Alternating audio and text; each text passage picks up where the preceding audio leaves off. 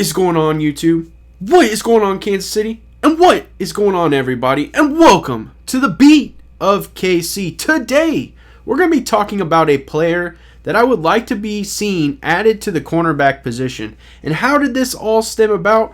Well, recently I did a video, ladies and gentlemen, where I proposed which position do you feel the Kansas City Chiefs still need to address.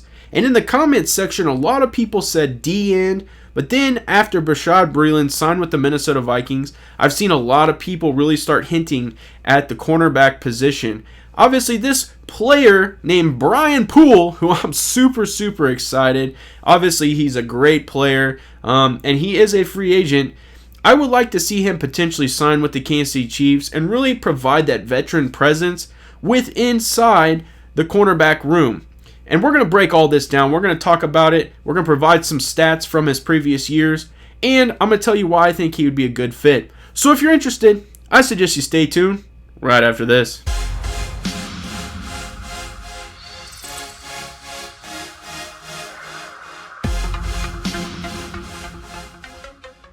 But before we dive into this video, start talking about Brian Poole, we start talking about the depth at the cornerback position, really talk about our starters, I ask that you guys smash that subscribe button, smash that like button, comment down below, and now it's time to get into this video. Let's go. Ladies and gentlemen, I tell you what, if you have not seen Brian Poole's highlight videos, then you need to go watch his highlight videos. And the reason is because he was an undrafted free agent to the Atlanta Falcons that is an extremely aggressive, a very go hit you, smack you in the mouth type of cornerback, which is crazy to hear that. He has played a little bit of linebacker. You know, honestly, ladies and gentlemen, I would love to see him in a Chiefs uniform. And by no means am I saying that he is going to be a starter, and by no means would I even say that he would make this team. My entire objective would be to bring the veteran presence into the locker room, to really bring his mentality into the cornerback room and really have that aggressiveness. I think he would bode well for a Rashad Fenton. I think he would really kind of help support when it comes to all of the players that we have currently in the cornerback room, whether it is a Travarius Ward, whether it is a Mike Hughes, whether it is, you know, the list goes on and on because we have a young core in some aspects. You have DeAndre Baker, who's coming back from a terrible injury. You have Bo Peep Keys, who barely has played any snaps. I mean, you have L'Jarius Sneed, who we saw flashes of just incredibleness. You know, so you really do have an array of different options when it comes to the cornerback room. But also something to remember, too, is we've had a lot of injuries. And that is something that also really kind of needs to be addressed because you have DeAndre Baker coming back from a major femur snap, which was incredible to even hear that he's going to be potentially ready for training camp.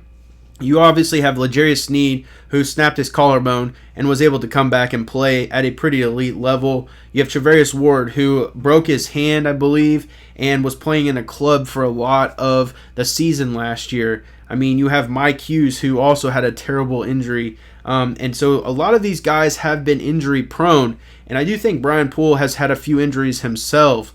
But I just still think that he provides such a good depth piece to this locker room. He is very versatile, so I think he's played a little bit of safety as well. And so I just think that from an overall perspective, what Brian Poole could provide, also at a cheaper cost, ladies and gentlemen, that's also something to think about as we're looking for depth.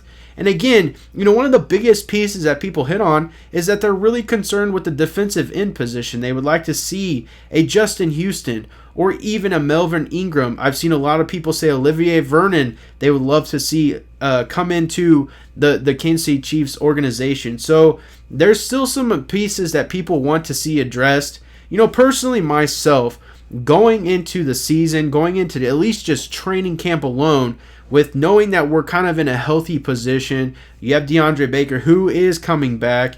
You know, I'm pretty satisfied with where we're at the cornerback position, but I 100% agree. After we lost out on Bashaud Breeland, after we lost out on a very good veteran who was with us in the 2 Super Bowls, had a major pick, you know, really doing a big-time stuff when it counts. You know, he's obviously off to the Minnesota Vikings, so I do think you're still going to need one more corner.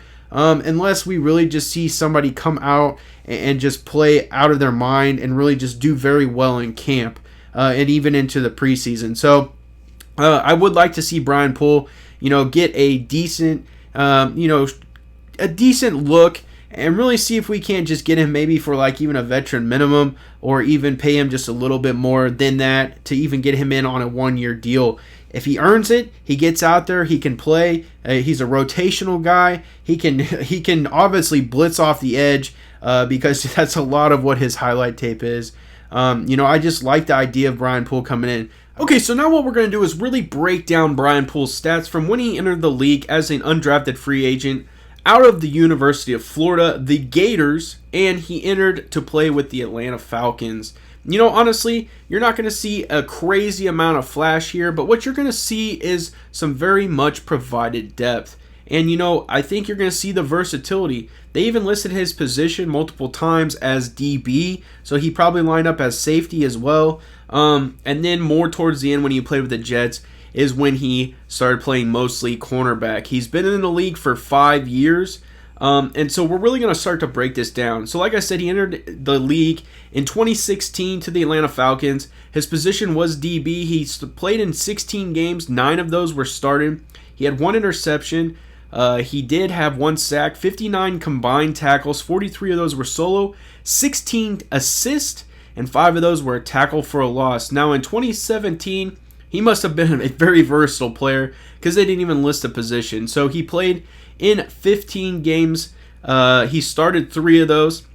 He did not have any interceptions, but he did have some pass deflections. He had 1 sack again, increased his combined tackles to 63, had 49 solo, 14 assists, and 2 tackle for a loss. In 2018, at the age of 26, they tried him out at right linebacker, which is very interesting. Again, he played in 16 games, 9 games started, 3 interceptions, which is pretty good for a linebacker, I think. He had 2 fumble recoveries, 3 sacks, 74 combined tackles, 53 of those were solo, 21 assists, 4 tackle for a loss. And so you're seeing that increase as he was, obviously getting a little bit more playing time, but also changed positions to right linebacker. Now, in 2019 is when he signed his deal with the Jets. It is year 27 for him. He did play in 14 games. He started in 10. He had 1 interception. We continue on. He had 5 pass deflections, 1 fumble forced. He did have 59 combined tackles. 48 of those were solo, 11 assists, and 4 tackles for a loss. And then he actually had a safety, so pretty incredible right there. And then year 2020, which is his 28th season. He's 28 years old. He did play cornerback majority of the time. He played in 9 games. 7 of those were started, 2 interceptions. He had 1 sack, 44 combined tackles, 34 for solo, 10 were for assist, 2 tackles for a loss, and 2 QB hits. His career, he has played in 70 games, ladies and gentlemen. 3 years was in Atlanta, 2 years in the New York Jets system. Like you guys saw right there, there isn't a ton of flash. This is a huge depth piece, and that's exactly kind of how I would want this to be treated. I don't think, like I said, this is going to be someone that's just going to come into the organization, is going to be starting. I would bring Brian Poole in case injuries were to happen or are happening. Obviously, again, we know DeAndre Baker is coming back from a very gruesome injury. We also know that a lot of our other players are still coming back from injuries, and injuries can happen. This is a contact sport, a very aggressive sport, so you never know. Hamstrings, things can happen, and it's always nice to just have that depth. So it'll be interesting to see. I do know that we have some other options that we could look at, but this is one that I thought was very interesting, and it should be something that maybe the Chiefs should look at. I appreciate you swinging by and checking out this video on the potential of a signing of Brian Poole and putting him into the red and gold. I think it would be very impactful. I think he would supply a very much needed depth position at the cornerback position. So then I would propose a question back to you guys. Obviously, a lot of people put in the comments section on that video that they feel the cornerback is a position of need. So if that's the case, let me know who you guys are wanting to get. Is it a Richard Sherman? Is it a Brian Poole? Is there someone else out there? Maybe a trade you guys would like to see. I would definitely like to know your guys' thoughts, so then I can make a video in response to some of these questions and really even some of these responses. You know, I also saw a lot of people say that they want a DN, and I hit on a few of those like Justin Houston, Melvin Ingram, and a few others. So if there's someone like that you're hoping the Chiefs go out and get, let me know for sure down in the comment section, and I'll make a video to make that happen. So I appreciate you guys swinging by, checking out this video. It means a ton. We are on our way to the next milestone, which is going to be 200 subscribers. I can't thank you guys enough. It really does. It means a ton as we continue to grow this channel and really build, just such a tremendous community here in Kansas City and across the YouTube universe.